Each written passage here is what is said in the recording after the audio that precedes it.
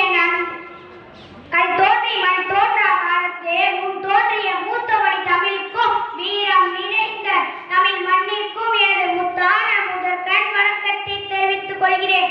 அனைவருக்கும் என் அன்பு கலந்த வணக்கம். என் பெயர் ரா சபரிவாசன். ஆடுவோமே பள்ளி பாடுவோமே, ஆனந்த சுதந்திரம் அடைத்து விட்டோம் என்று எங்கும் சுதந்திரம் என்றே பேசி நாம் அனைவரும் சமம் என்று உறுதியாச்சு